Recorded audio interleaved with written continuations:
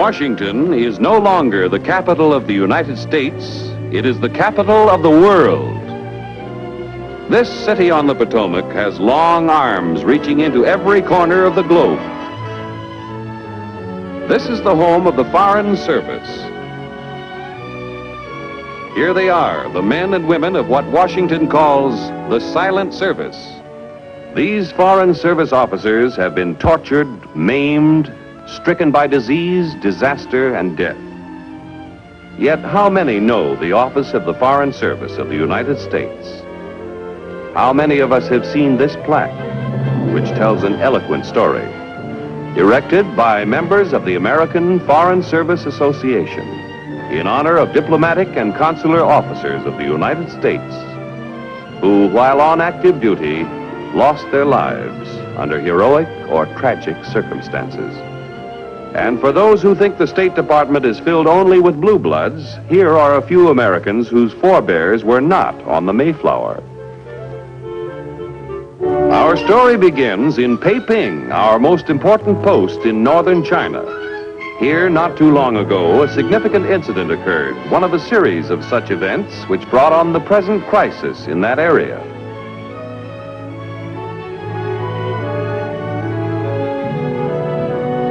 Our Peiping Consulate General was once an embassy, which is our top-ranking representation abroad. Then it became a legation when the capital of China was moved to Nanking. Now it's a Consulate General of even less diplomatic importance on the official books. But actually, Peiping is one of our few important listening posts in turbulent North China. A vice consul just brought in restricted and top-secret mail. A consul general doesn't handle it all himself. In a large consulate general, he couldn't. That's why he has a staff of vice consuls, assistants, and attachés, each an expert in a specialized field. Like any other business, the government business of maintaining representation in a foreign land is a complicated one. The consul is concerned with vital statistics. Here, he registers a birth to an American couple. He sometimes is present at weddings of his countrymen, of which he officially takes note.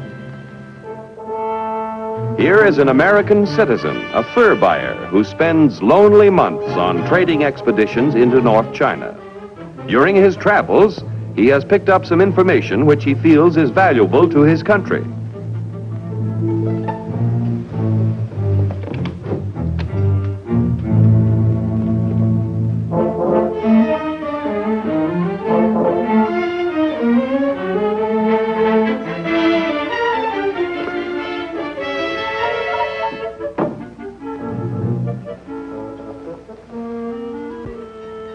Word has gotten to the Consul General, who naturally is anxious to learn what his voluntary informant knows.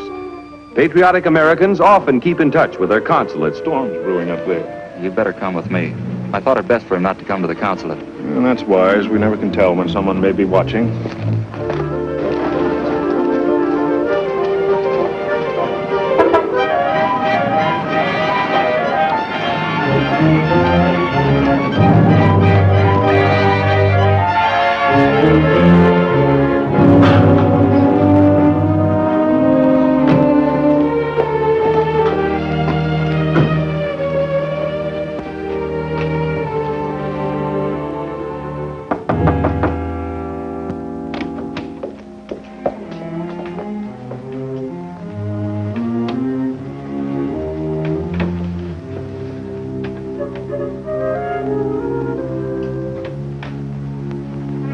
Dead, and his tongue's been cut out. The second victim.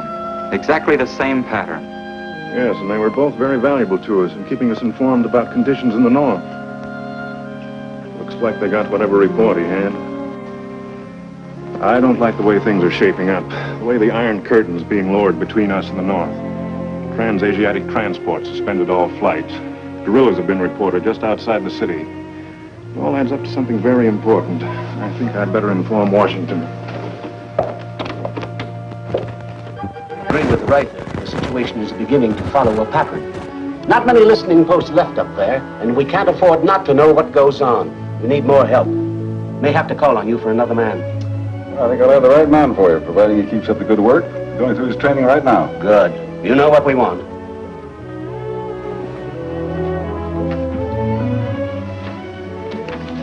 Send in the file on Kenneth Seeley.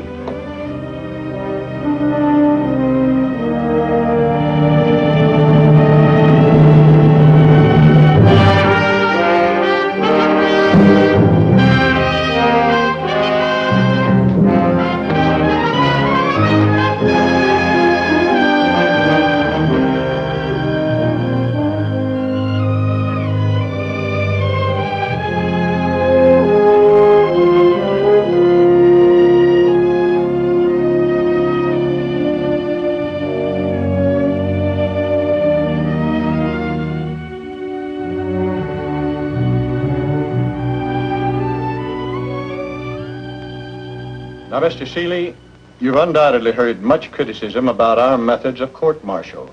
What do you think of our system? Well, sir, as an ex-enlisted man in the United States Marine Corps, I have some pretty positive ideas on that subject. Please be frank.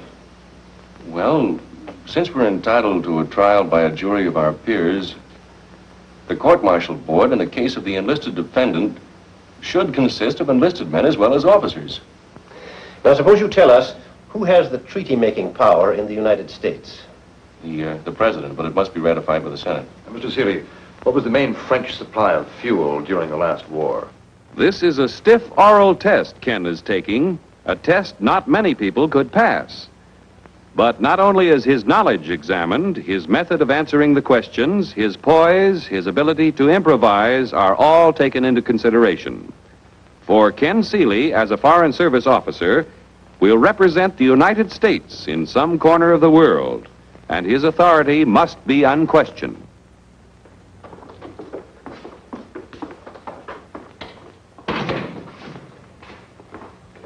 Oh, I'm sorry. Hello.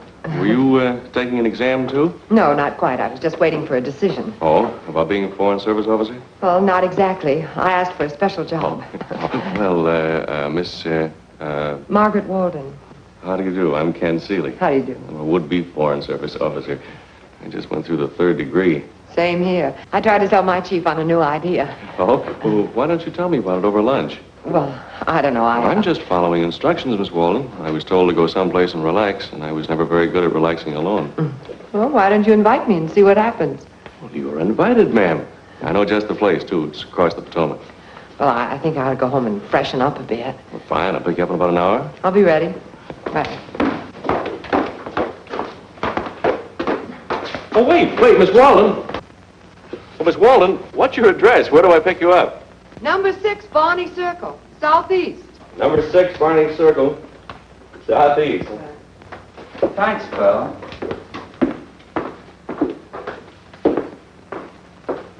You're welcome.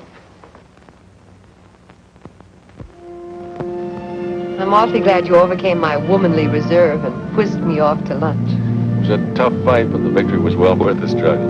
Maybe an expensive victory. Don't tell me I'm in the clutches of a mercenary female. No, but a hungry one. You know what prices are now.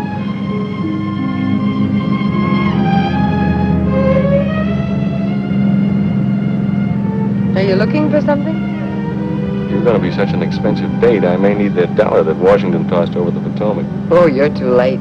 The income tax men beat you to it a long time ago.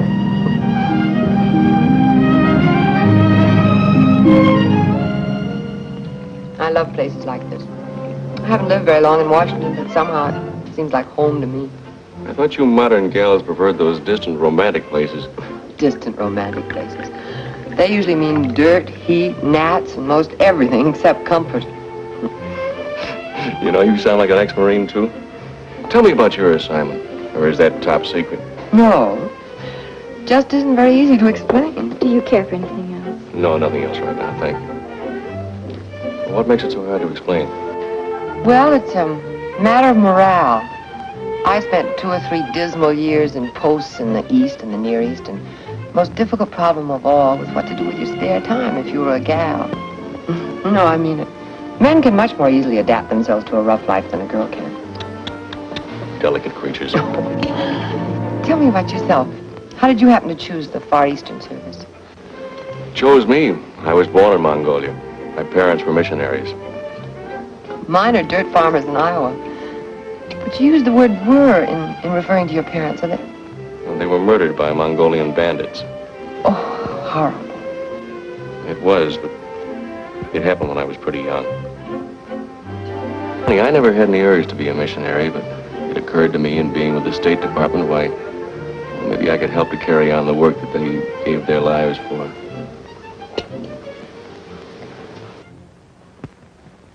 Passing the stiff written and oral examinations was just the first step in becoming a Foreign Service officer. Now he must go through an intensive course of indoctrination, learning Foreign Service history and customs, cryptology and the preparing and unraveling of codes, language, ports and exports, commerce, shipping, visas, international law, psychology, and all the various subjects that add up to diplomacy. A full day in the Institute is not enough. At home... Seeley, I'm assigning you to Beiping. You'll be the language officer. Your knowledge of Mongolian will be valuable. Tell me you speak like a native now. Thank you, sir. Now, that entire North China country is a hotbed of revolution and intrigue caused by outside influences. They've made a concerted effort to rid the territory of all Americans. Our nationals have been threatened, spirited mysteriously away, even murdered. Now, you know what we expect of you. You've got to be the eyes and ears of the United States. Good luck. Goodbye, sir.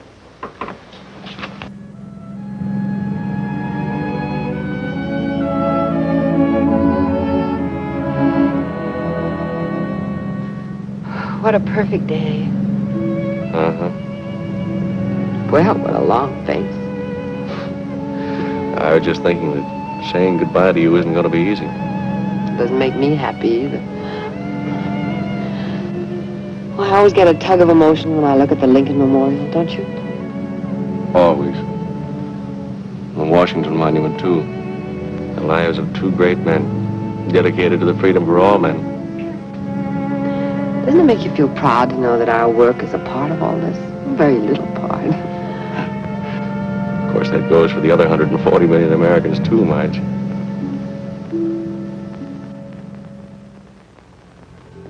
Well, so long, fellas.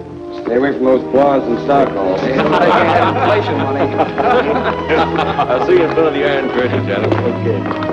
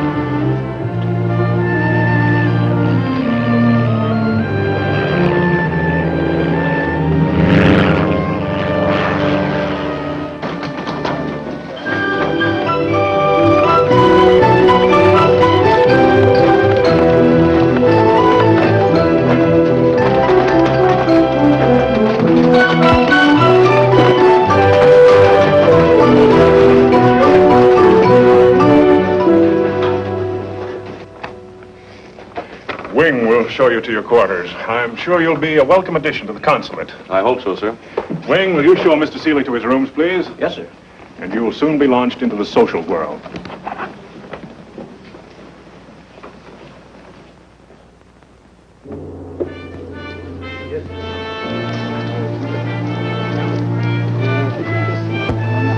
Receptions such as these seem like the pleasant side of a consul's work. Actually, they are difficult and exacting. For while representatives of friendly nations meet here in these beautiful, peaceful gardens of the Consulate General, There are also officials present from countries that are not too friendly. Oh, Mr. Hote, I'd like you to meet my new language officer, Kenneth Seeley. How do you do? Mr. Seeley will be attached to this post and will probably see a good deal of you. It will be a pleasure, Mr. Seeley. Thank you. Thank you. Well, I think we've met almost everybody. Business as usual. Excuse me. The skilled foreign service officer must keep his eyes and ears open, for he can never tell when information might come his way. Information valuable to his country. Well, China is being strangled. Nothing compared to what it will be, honorable brother, when our great warlord, the hereditary prince of his sacred father, the Khan, when Marshal Yanuzu marches again. 이게 요지 민구 투투론 이요 징기스칸 라디오라. Shansheng Hao? Jiachen Hao? I would be honored to use the language of most, although you speak your language beautifully. Like a native. Well, thank you, but I am a native. I was born in Mongolia. What a surprise! In Mongolia? Indeed. Where were you born? Not far from Mingu. Do you know the town? Yes. It's the birthplace of a very famous Mongolian, Marshal Yanuzu. By the way, whatever became of the Marshal? He disappeared so mysteriously after the Chinese central government banished him from his province. I have not heard of the Marshal for many, many years. It is rumored that he is dead. Sorry, we must leave. 对不起。对不起。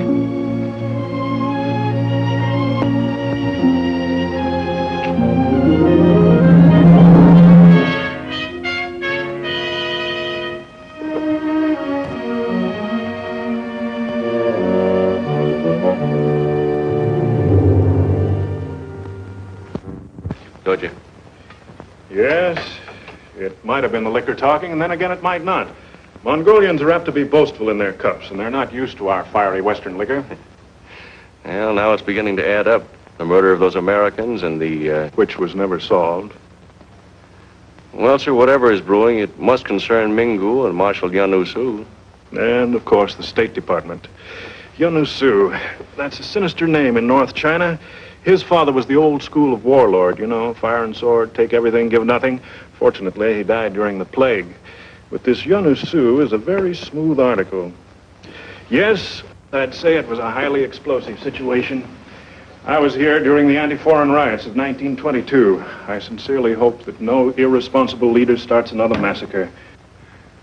Why, you were the victim of one yourself. Yes, my parents. Must have made a terrible impression on you as a child. It did. For a long time, I never wanted to come back to China. Now, I'm glad I'm back. Maybe it's because I have a feeling of unfinished business, something I have to see through.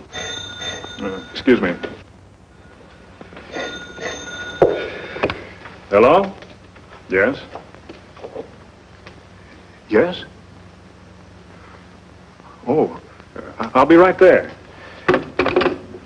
That was the chief of police. He wants us to identify two bodies, Mongolians. Says he has reason to believe they were at our reception this afternoon.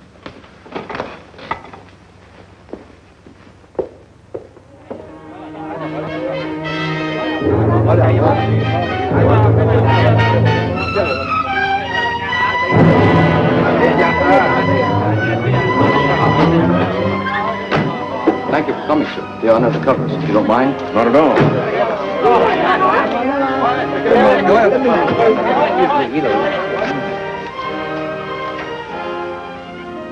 Well? It's the same men who were at your party. The men who talk too much. Ah, that explains it. What? Cut out. Come on, kid.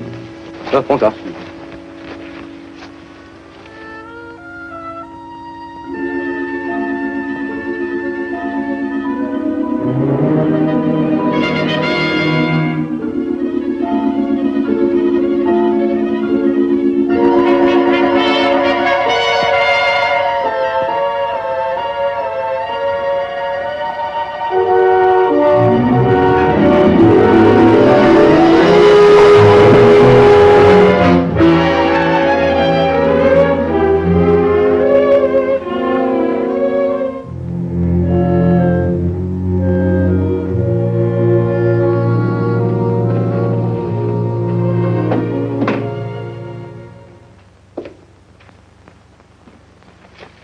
Here's my report, sir. Oh, thanks. I'll send it along with mine. Sit down a moment.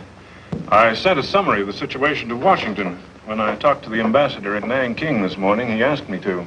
Well, what does he think? He thinks it may be serious, just as we do.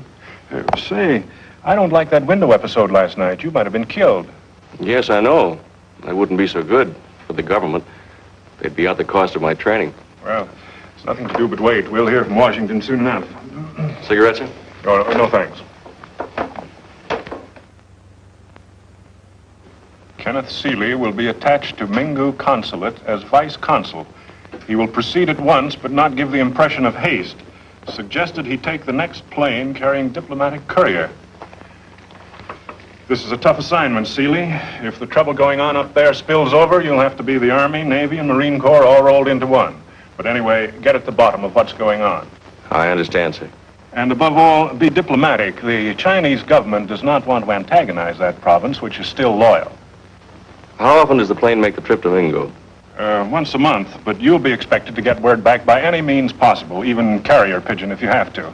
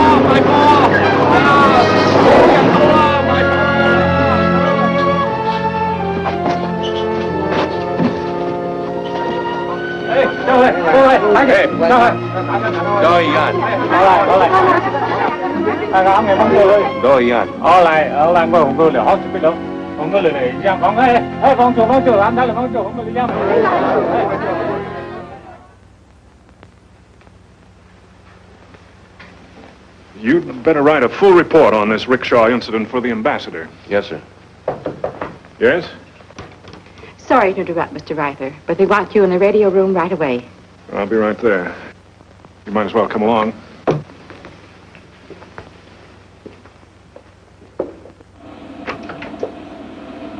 That Mingu on the waistband, sir. Johnny Han, sir.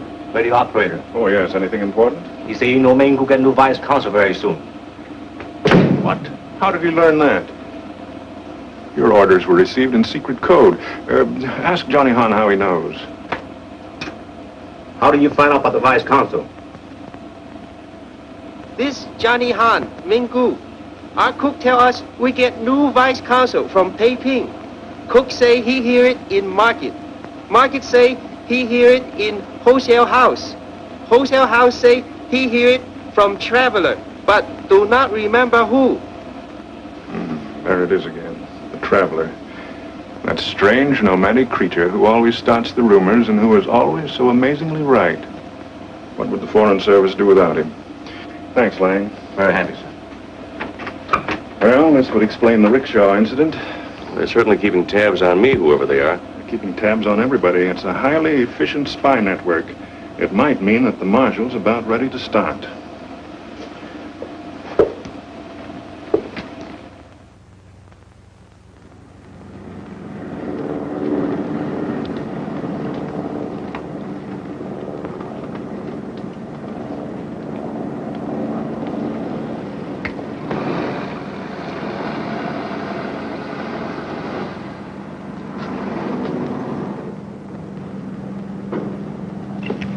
Wing, will you put my bags aboard, please?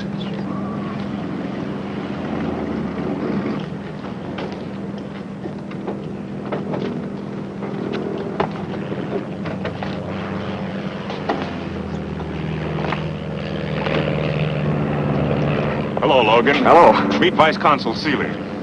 How do you do? How do you do? Did you have a nice trip? Oh, rough in spots.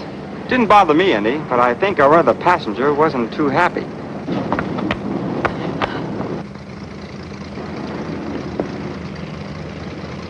Marge! Hello, Ken. Oh, what a surprise. I thought you were at Ankara. I was in Ankara, but only for 1 week. And then I got my orders to move on. Where? Mingu.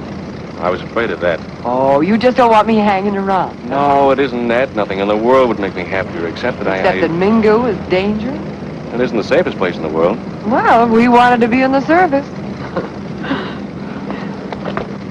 Marge, this is Mr. Ryder. Your old friend. Hello, Mr. Ryder. Nice to see you again, Marge. Nice to see you again, She was my clerk at Darien. That was your first post, wasn't it, Marge? Yes, it was. I'm sorry you can't stay with us for a while. So am I. I'd welcome a chance to get my land legs back again. It was a rough trip. Oh, let's you and I walk around a while. We might as well take advantage of the ground. It's a long trip to Mingu. Righto. Oh, by the way, don't take off without us, Hale. You haven't a chance.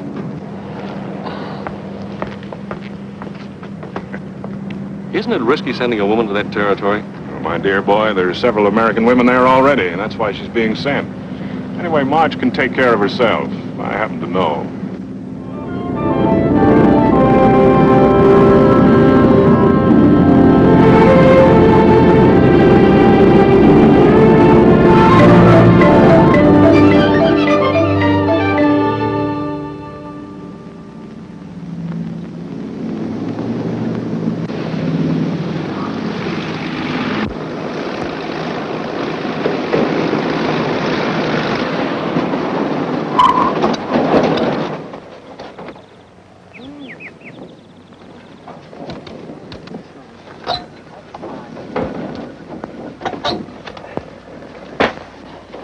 Hello, Logan. You're always a welcome sight. I got lots of stuff for you this trip, Consul. Better send Johnny back with a few men to help us unload. As soon as we take our guests to the consulate. I'm Consul Howard Brown. And you, I presume, are Margaret Walden? Yes, sir. How do And you're my new vice consul. Ken Seeley. Welcome to Mingu, such as it is. They're all waiting over at the consulate to meet you both. Let's pile into the jeep.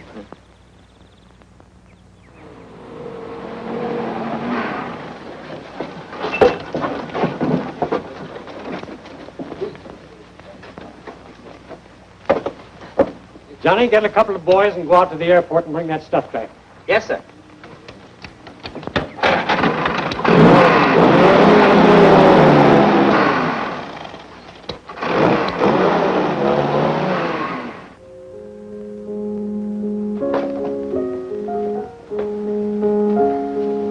I want you all to meet Margaret Walden and Kenneth Seeley of the Foreign Service. Mr. Seeley will be my new vice consul. This is Mrs. Brown. How do you do, Miss Brown? The Reverend Dr. Morse and Mrs. Morse. How do you do? How do you do, Doctor? And that wide-eyed little girl is Jessica Morse. And Jessica will be relieved to learn that the plane brought all the back issues of the Sunday comics and some bubble gum. A girl does get behind in her Dick Tracy out here, doesn't she? Yes, ma'am, and Buck Rogers, too. This is our most eligible bachelor, Miss Walden, Mr. Wilfred Bollinger, British American Tobacco. How do you do, sir? This is a surprise. And Kenneth Seeley. Yes. Yes, of course. How are you, old man? Fine. Nice to see you. Well, there goes my corner on bachelor eligibility. And there's Carrie. I had a most difficult time getting her away from her desk. Oh, yes, I've read a report on her. Difficult, is she? Not always. Originally, she was fine. A hard worker. A woman who entered into the spirit of things. Now she's withdrawn into herself. Tense, neurotic. I suspect she cries more than is good for her. Maybe she needs a good woman-to-woman talk. I'll do my best. I'll introduce you.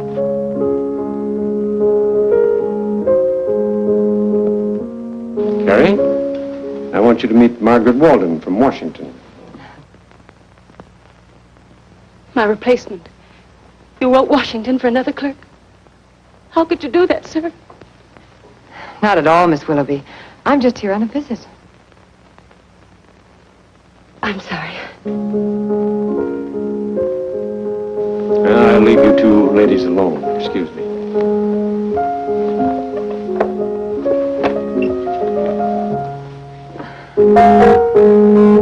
Needs a tuning, doesn't it? You didn't come here to take my job, did you? I'd hate to leave. A failure. I'd kill myself first. Oh, you do nothing of the sort. Besides, you're decidedly not a failure. As a matter of fact, this happens to be a post where the clerical work is quite superior. Is it? Is that what they think in Washington? I'm afraid you'd be very conceited if I told you all the nice things I've heard about your work. So you see? Really? Thank you. I think you'll find this comfortable, Seeley. Johnny Hahn will look after you. Your office. Well, this is all very nice, sir. How do the women manage? Well, Carrie lives with the Morses. Miss Walton will have a spare room in their house. You'll be here alone with Johnny and his flock of invisible servants. I never did find out just how many he's got. Don't be alarmed if you're awakened by the most harrowing squealing and squeaking noises. Johnny's a radio ham and will get up at all hours to communicate with such maniacs. I imagine it comes in handy insofar as keeping in touch with the outside world is concerned. Yeah. He should be able to pick up some pretty valuable information, too. On the contrary, there's a peculiar, ominous quiet over the territory. I can't put my finger on it, but I can feel it. It worries me because this town is the only listening post we have left in the territory. A wave of aggression might be brewing, and we wouldn't find out about it until it's too late. Well, you're tired. We'll discuss it more thoroughly at dinner. Yes, sir.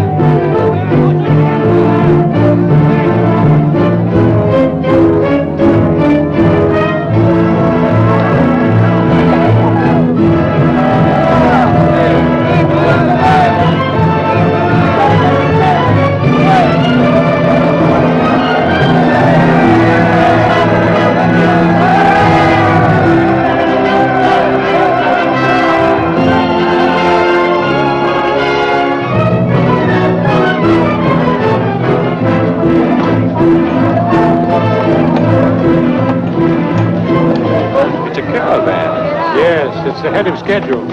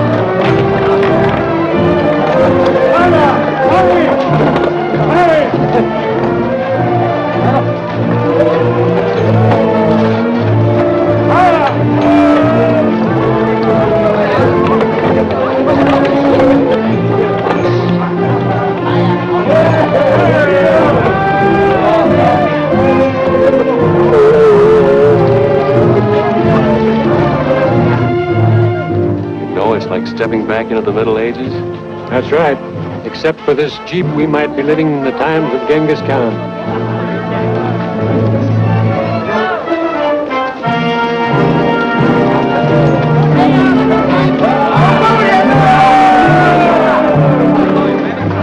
Except for those firearms.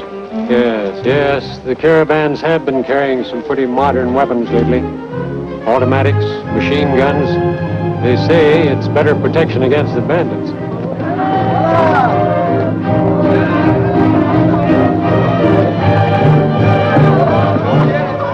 What's the matter? You see that man on the horse, the one wearing that peaked hat? Oh, yes. What about him? I wouldn't swear to it, but I think I saw him at the consular party at Peiping. I wonder what he's doing here. I don't know, but we'll find out soon enough. Well, we'd better get to the field and see Logan off.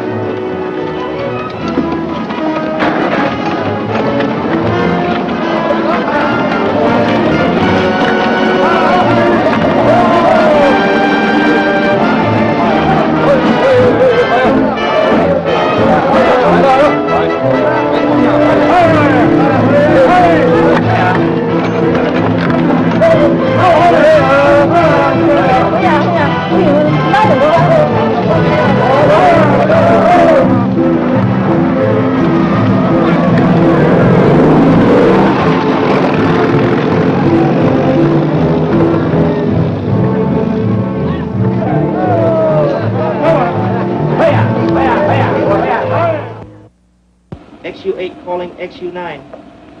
Hello, Johnny. Hello, Mr. Ken. Hey, it's a nice little set you have here. Yes, sir. Not very big, but it worked. We for sometime even Moscow. Oh, you hear anything interesting? No, sir. I hope. Say, incidentally, did you ever track down the rumor about my coming here? The one that leaked out over the grapevine? Oh, no, sir. Do you know where the man is that told it? Yes, sir. Drive me over. I want to talk to him. Right away. Right away.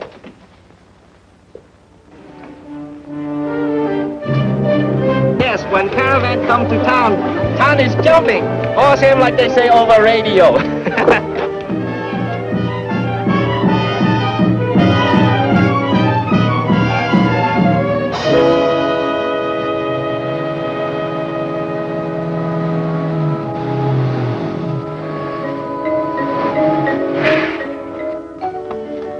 Is he an undertaker?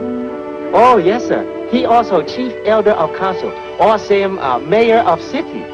Big shot, huh?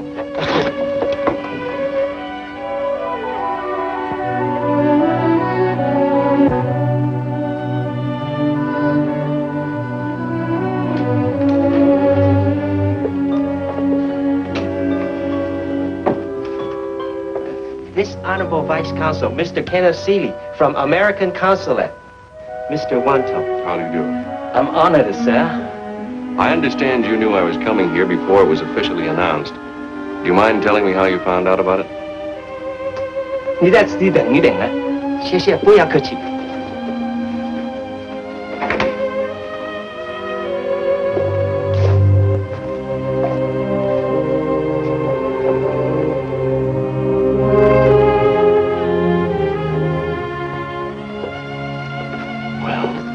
I heard it in the marketplace, sir. From whom? I don't remember now.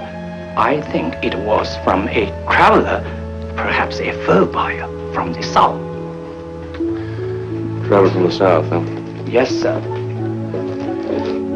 Wanu, as mayor of this town, you have access to more information than anyone else. Isn't that true? Sometimes yes, sometimes no. Well, tell me. Before the caravan arrived, did you notice any strange elements? Things happening that, well, that hadn't taken place before? Oh, please think that over very carefully. It's important. I can only say, sir, that I have had a very uneasy feeling. Why? Because there have been too many strangers here lately. But you still can't tell me where that rumor originated from.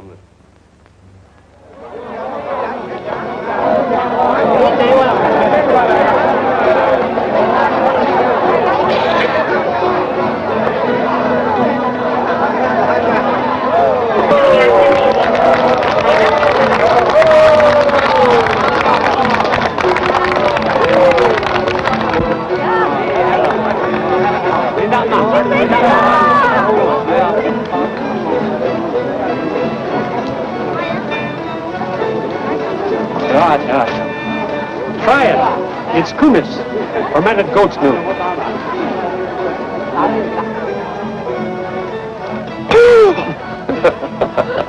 The goat must have left her hoof in this. 啊，有老狗他欠的呀，是吧？买了包啊，喂，杨哥，谁呢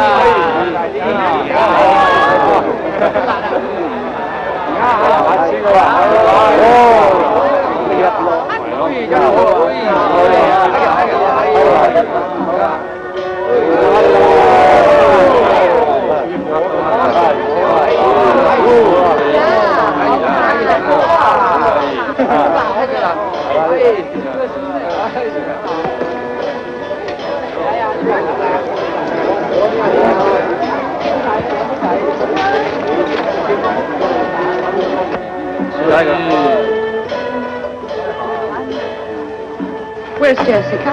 Uh-oh. Looks as though Jessica's joined the caravan.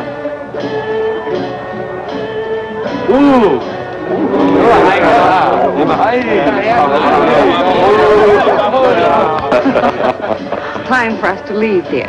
I'm afraid it is. Excuse us, please.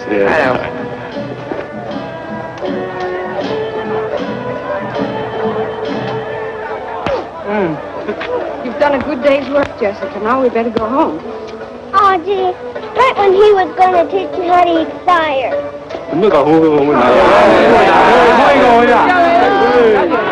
Hi, Consul. Miss Consul. Carrie, Mr. Ballinger. Bill Sneed, I knew this caravan would flush you out. Yeah, well, I hope they brung plenty of furs with them because they got plenty of silver dollars. Bill, meet Margaret Walden, Kenneth Seeley, Kent's new vice consul. Hello. Bill's the original Yankee trader. They say he landed here in China Clipper days with a pocket full of wooden nutmegs, and he's been trading ever since. Oh, now look, I ain't quite that old, but I'm dang near it. Say, how about locking up my money bags for me? Glad to do it, Bill. Peggy and I were just leaving anyway. Don't you boys and girls stay out too late. We won't. Bye. Oh, darling, I had such fun tonight. So did I. Remind me never to drink kumis again, will you? You know, watching that caravan was like wandering through history. That's a very impressive statement, Miss W. No, I'm serious. Age-old transportation, camels, oxen. Yes, I know. Right alongside of them, natives riding on bicycles. And wasn't Jessica cute with that Chinese bubblegum class? Aside from that, nothing seems to have changed in 1,000 years. I know something else that hasn't changed either. I hope it never does. Good night, darling.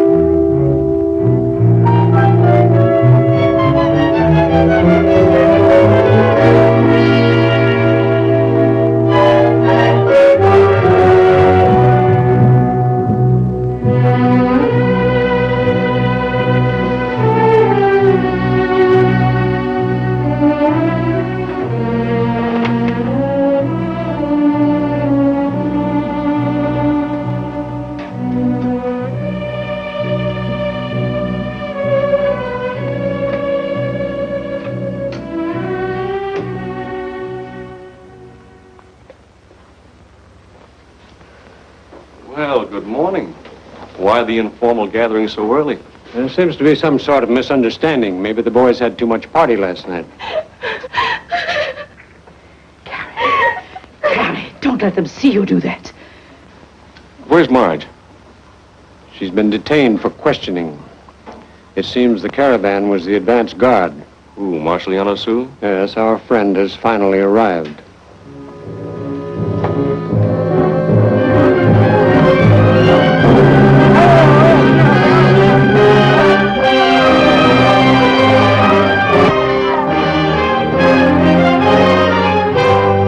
I should say he has arrived. Instead...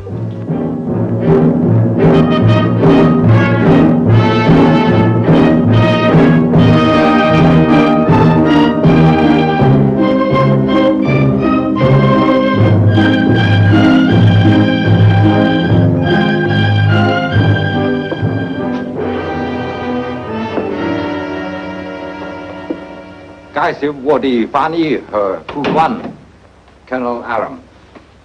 Delighted, Consul Brown. Delighted. I am, as the Marshal explained, his official interpreter and aide. How do you do? Has he been disagreeable? The Marshal hates American women. He told me so through his interpreter. He claims that American women don't know how to make love. Well, I'm glad of that anyway.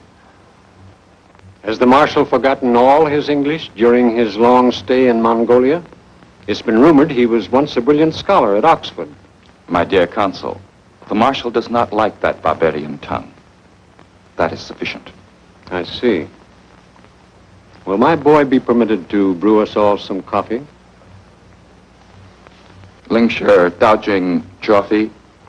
没有去早餐，对不起。得了。 The Marshal begs me to convey his apologies. It was very thoughtless of him not to provide you with some breakfast. I would enjoy a cup myself. That's been a long time since I've had a cup of good American coffee. Thank you. Johnny, will you prepare a light breakfast for all of us with plenty of coffee? Yes, sir. 清楚. Please sit down, everybody.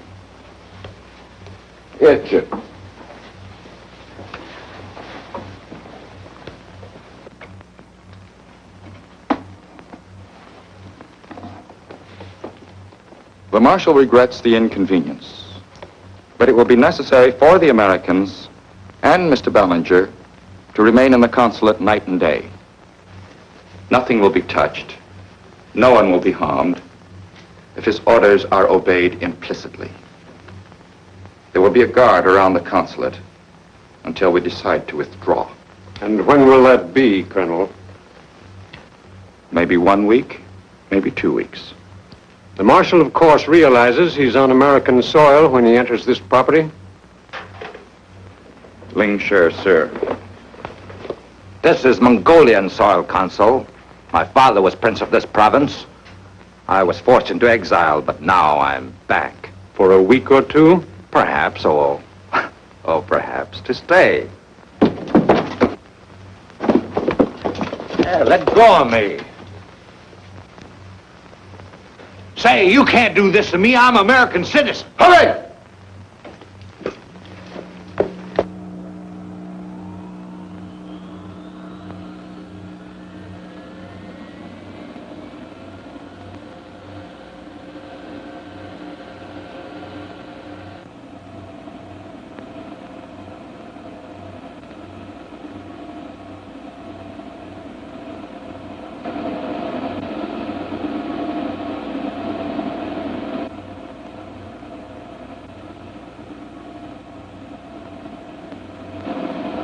Hello, Nanking. This Mingu. Hello, Nanking. This Mingu. Marshal, you must tell us how long you expect to keep us prisoners. The women will be particularly uncomfortable. Besides, what's the purpose behind this capture of innocent American citizens? You're not going to make yourself very popular with the United States. You'd better think. As you Americans say, nice try, silly. I heard that radio. Anger! I nagaran lie.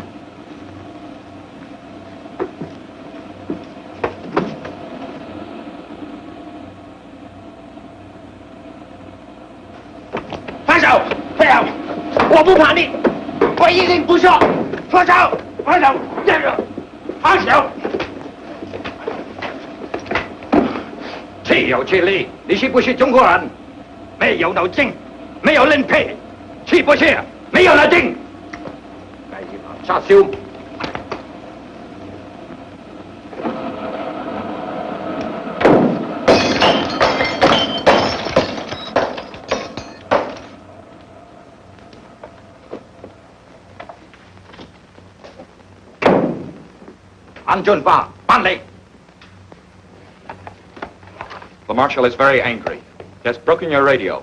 Now, to make sure that it cannot be fixed and used by your radio operator, he has given me another order. Diner Run, Dao, Tianfeng. Just a minute. This man is in the consulate employ. He's under the protection of the American flag. Leave him alone. Kanto! Kungming Changbi! Tarichu! When the Marshal gives an order, it is obeyed.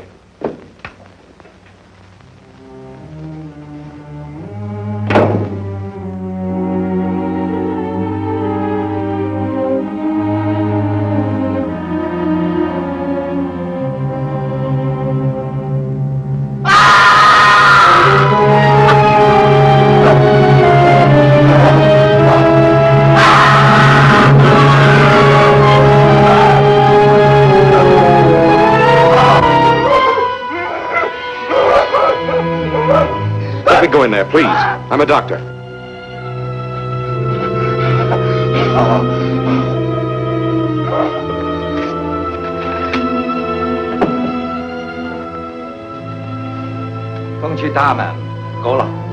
The Marshal is very annoyed at what has happened. He is now returning to headquarters. Remember, ladies and gentlemen, no one will be hurt, nothing will be touched, if our orders are obeyed implicitly. Joba. Wait. Better let Reverend Morris go in first.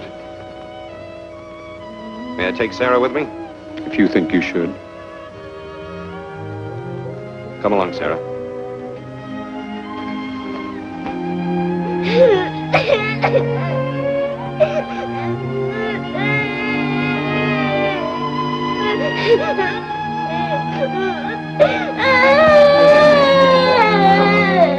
There, it's all right.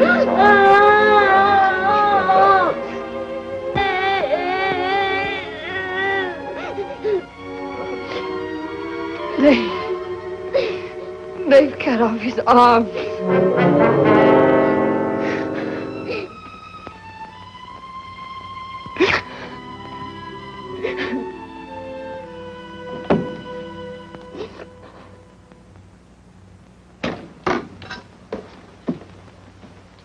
The Vice Consul insists upon seeing you. He's outside. Under guard, of course. Come in, Seeley.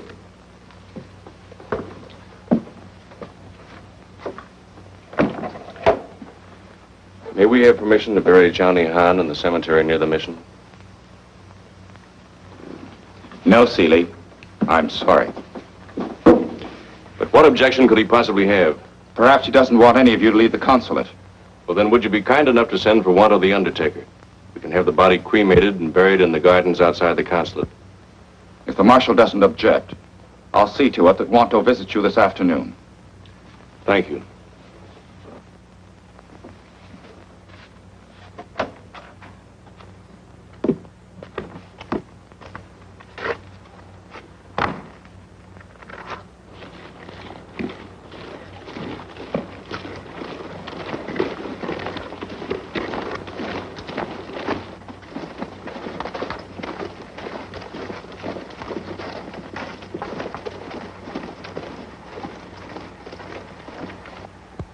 These people are under arrest, I assume. They are. May I ask why? The Marshal suspects some of them as being traitors. Traitors? Yes. If you remember, the Chinese government denounced the Marshal and a price put on his head. But why pick on these poor, helpless natives? They were not picked haphazardly, I assure you. We've had them investigated a long time before we came. Oh, I see. Well, what do you intend to do with them? The Marshal will conduct his own court of inquiry. Colonel, I think the Marshal will use any excuse to conduct a reign of terror. Seeley, you would do well to keep such opinions to yourself. Please march.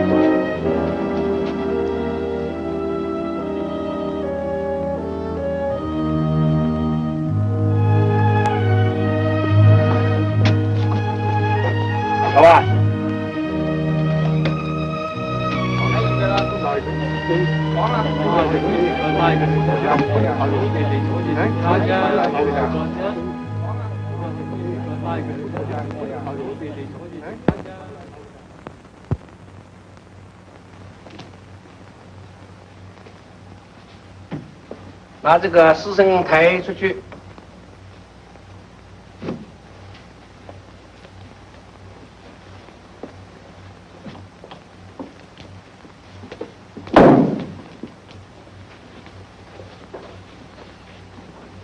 After you cremate him, Wanto, return the ashes here to the consulate.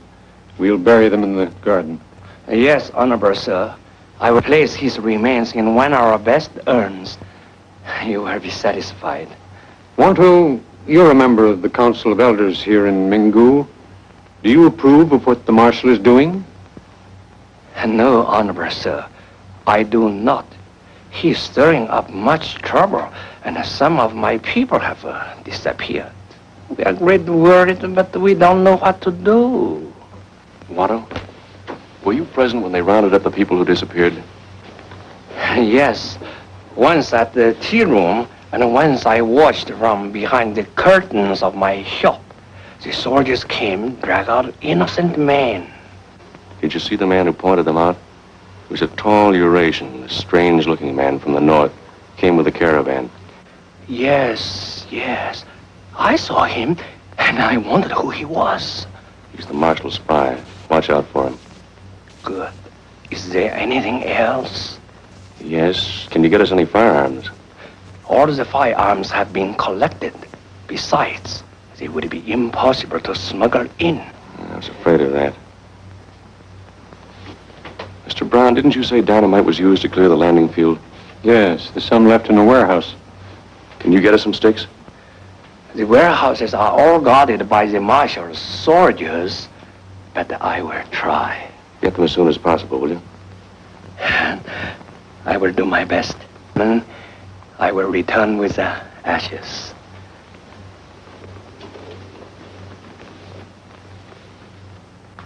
What's on your mind, Ken? I'm not sure yet, but with a few sticks of dynamite, and if things get worse... Things are getting worse.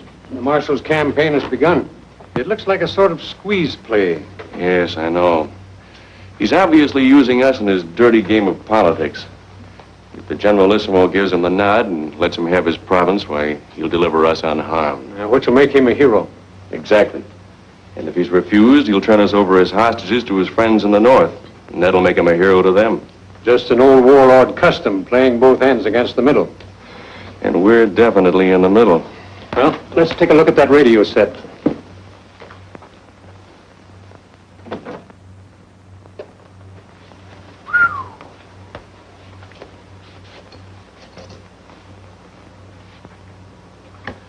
Well, there's a possibility these condensers and coils might work, but it's useless without tubes.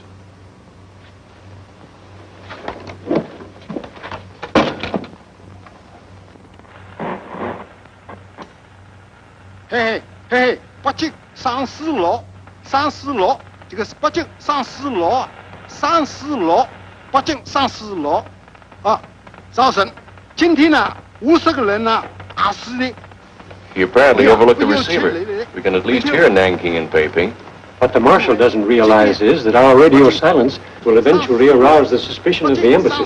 I was thinking the same thing. But with things happening as fast as they are, eventually it might be too late. 今天啊，50个人呢。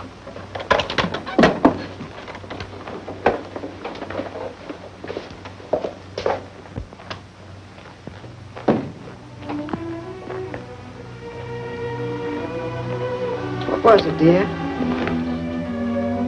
The Marshal has just finished a private court of inquiry into so-called traitors. He's condemned 20 men to death, including the brother of our kitchen helper. 20 men? How awful. I'm afraid that's only the beginning.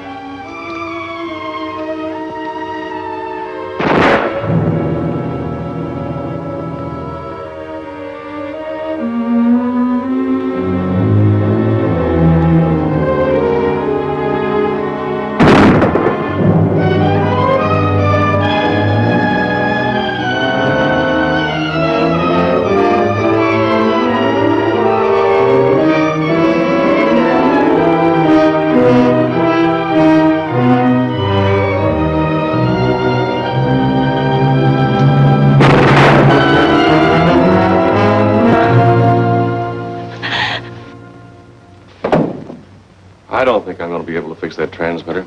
Those tubes don't fit. Mingu. Come in, Mingu. Come in, Mingu. Come in, Mingu. This is the American Embassy in Nanking. Come in, please. Come in, Mingu. Calling the consulate at Mingu. Embassy at Nanking calling the consulate at Mingu. Come in, please. Come in, Mingu. Nanking calling Mingu. Hello, hello, Peiping. Last report from Johnny Han said he was going off the air to change tubes and make adjustments. He's had time to repair his set. Something may be wrong. If we don't hear from the Mingu consulate within 24 hours, we will send plane to investigate. We do not wish a plane to come here.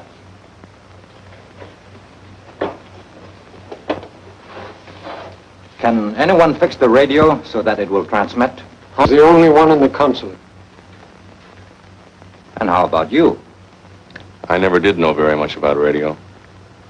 I think you are lying, and I have ways of finding out the truth. Send for Amgor. Wait a minute. I think I can fix the radio if there were some more tubes available. Do you know whether there are any extra tubes? There might be some in the warehouse. All right. You look for them with a guard.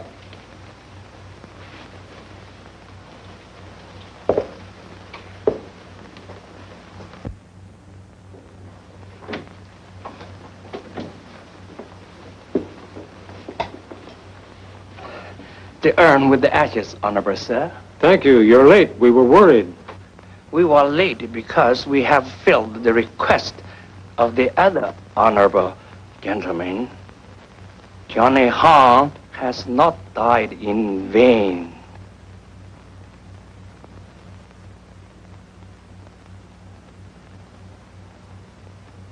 That's fine, Wanto. Take it out to the garden.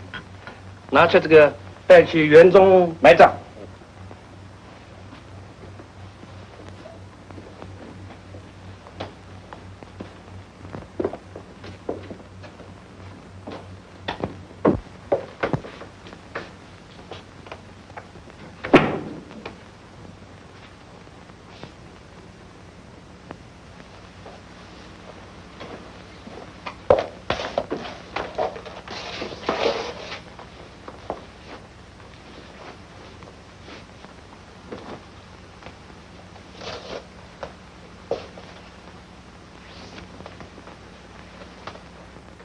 O Heavenly Father, we commend to thy care the soul of Johnny Han, the noble spirit of one of thy children who died in agony like thy son, so that we on earth might take courage and inspiration from his sacrifice.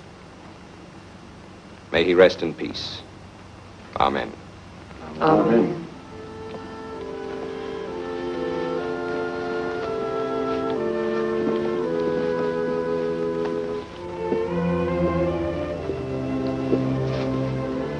Hey, remember me? I'm sorry. I didn't mean to take off without you. Ken, there's something on your mind. I know it's none of my business, but, well, I worry about you. Why, Marge? Well, I have a hunch you're planning something crazy. You and the council have been thicker than thieves, whispering in corners. What's it all about? We're just trying to anticipate the marshal's next move. And it doesn't look good. what are you going to do about it? Stop them if possible. Ken, I wouldn't want anything to happen to you. You want to know something? What? Neither would I.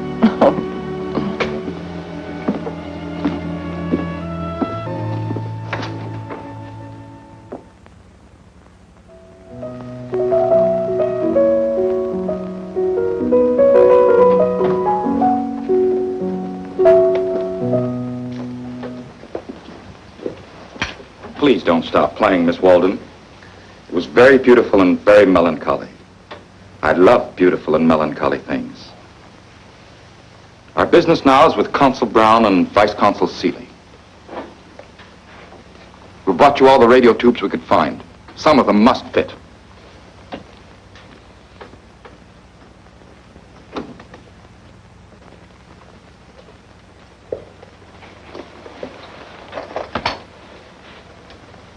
Go to work.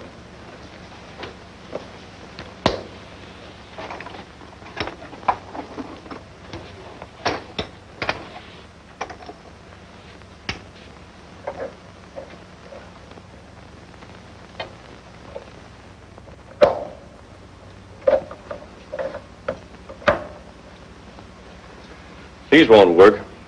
When Johnny Hahn changed over the set, a special size was required.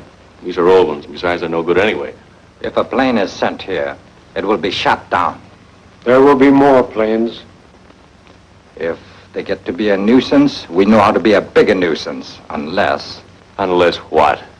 Unless the Chinese central government meets my terms. And may I inquire what those terms are? I shall set up a government here. With yourself as prince?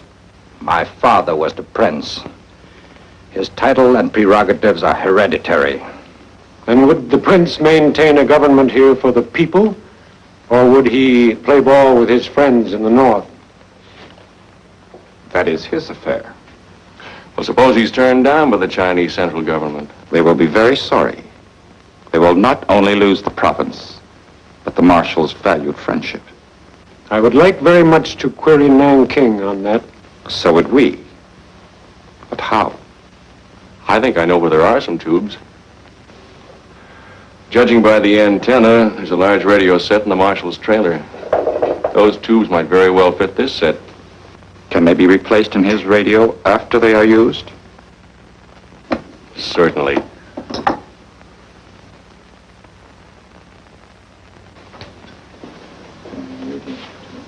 Dial. Very well. You will make the change. I'll have to get my tools.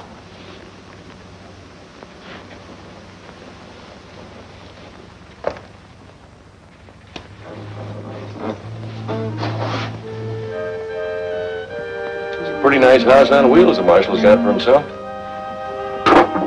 Who built it for him? Who do you suppose? Please hurry.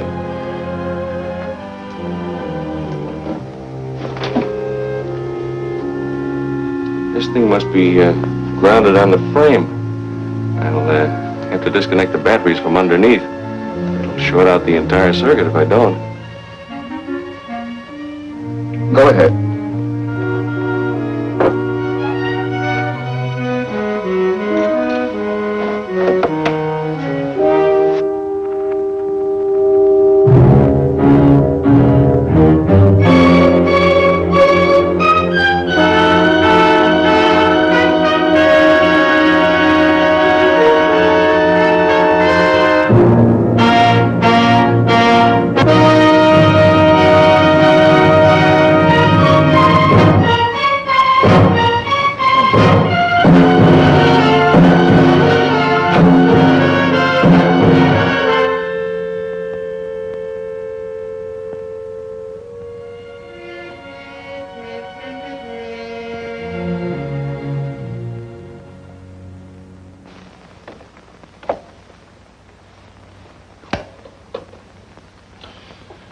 Well, there it is.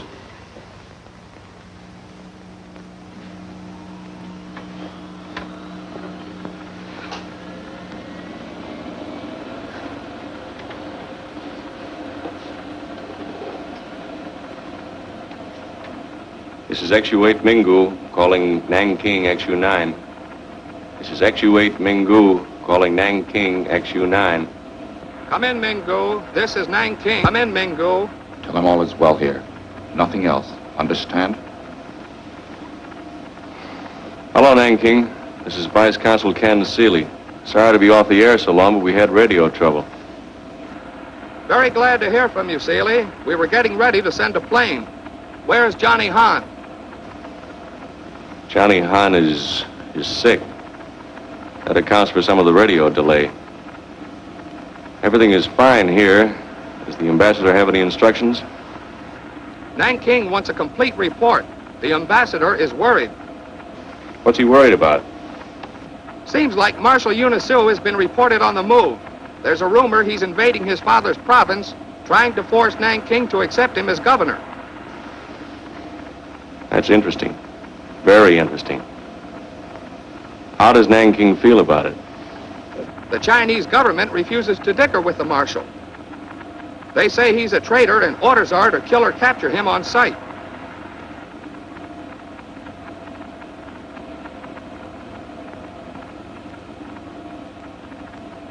Is that all, Marshal?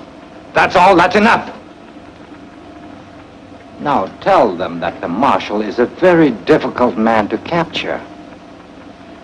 Well, if I do that, Tell them!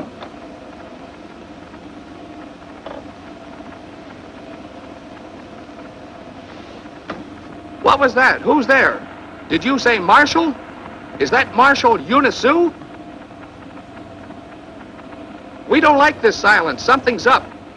Are you talking under duress? Answer us. Is Marshal Yanuzu there? No. Now remove the tubes and replace them in my trailer.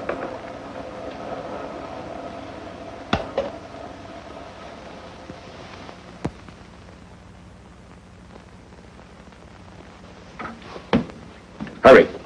The Marshal's waiting for you. What for?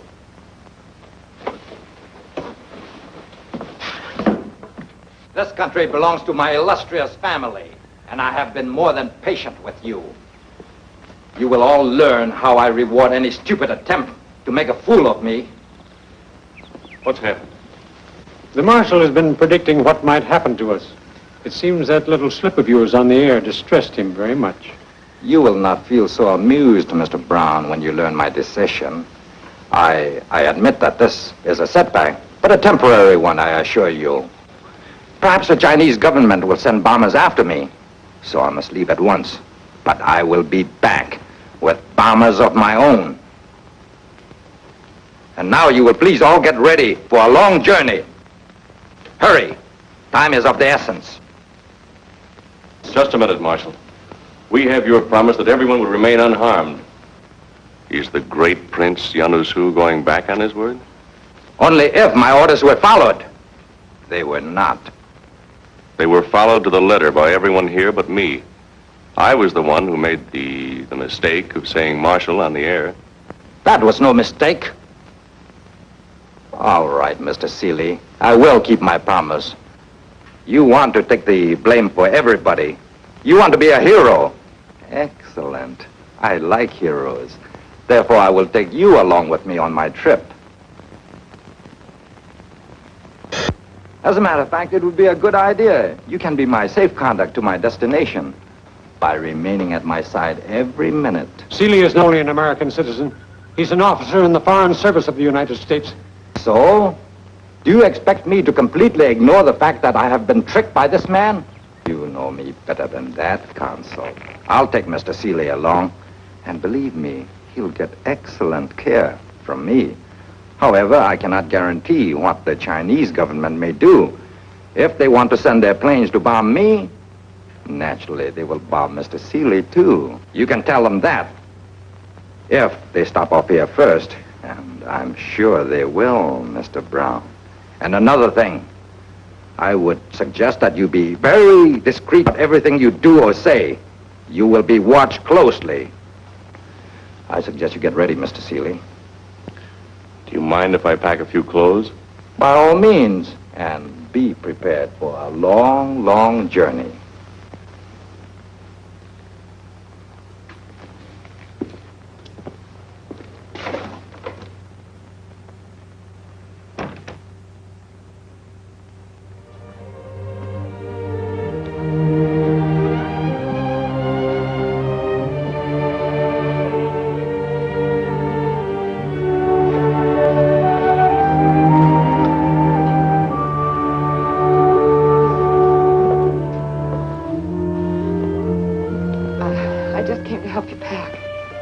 Thanks, darling.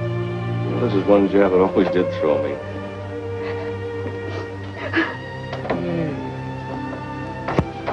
Oh, Ken.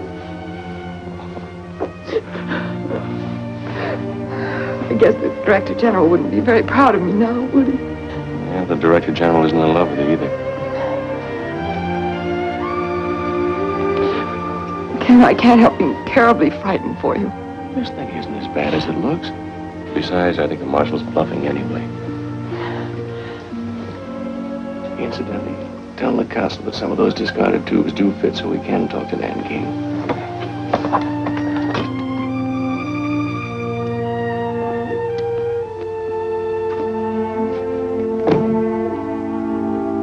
Goodbye, Carrie. You're still the best clerk in the service.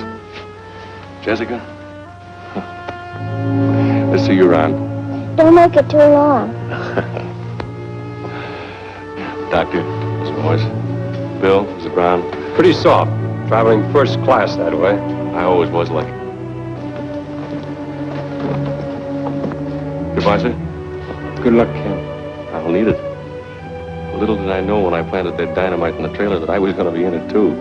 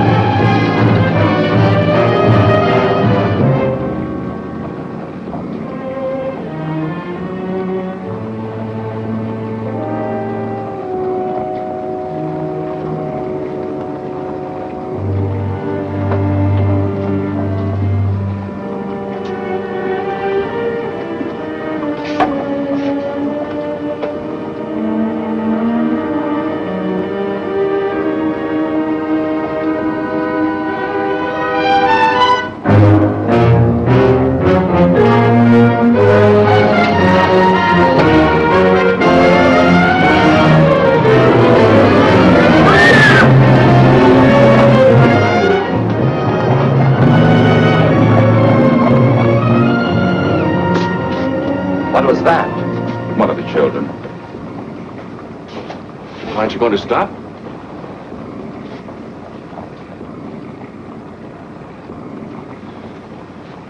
One of those bombers may stop you, Marshal.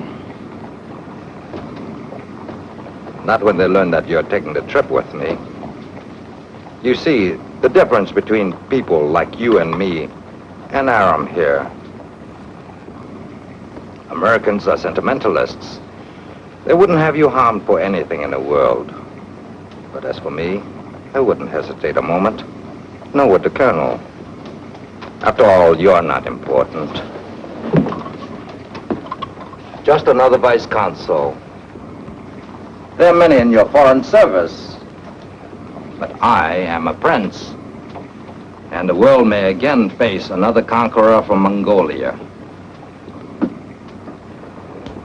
It took 700 years for the Mongols to develop another potential Genghis Khan. Thank you. Perhaps if you died, it would take 700 years to develop another threat to world peace. Here. You're a dangerous man, Marshal. Yes, and even you don't know how dangerous.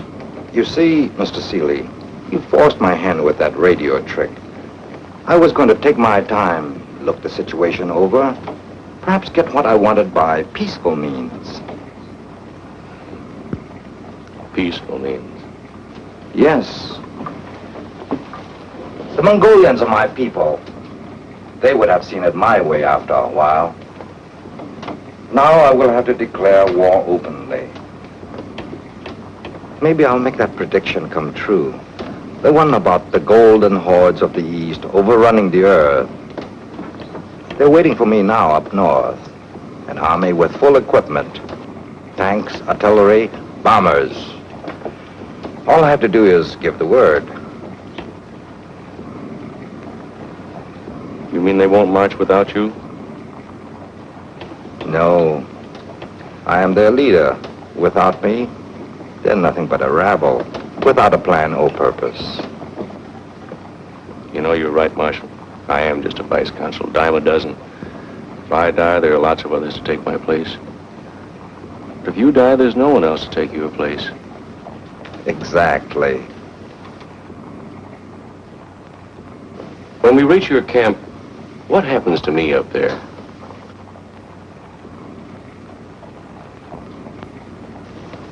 The colonel seems amused. Let's all have a good time. Why not turn on the radio? Colonel Aram here likes melancholy music. Good idea. I was wondering if that radio was fixed.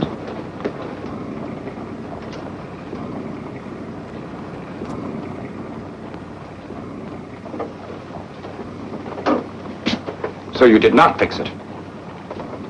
That seems a very petty thing to do. Let me take a look at it.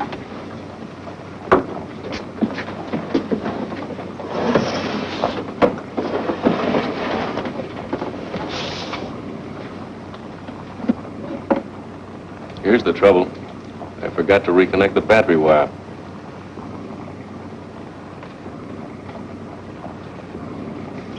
A smart man like you should have been on the winning side. I am on the winning side, Marshal. I represent an ideology that recognizes the dignity of the individual, that holds all men to be free and equal under God. You represent murder and rape and slavery in the name of the law. You're a mad dog that must and will be destroyed. You're a fool to speak to me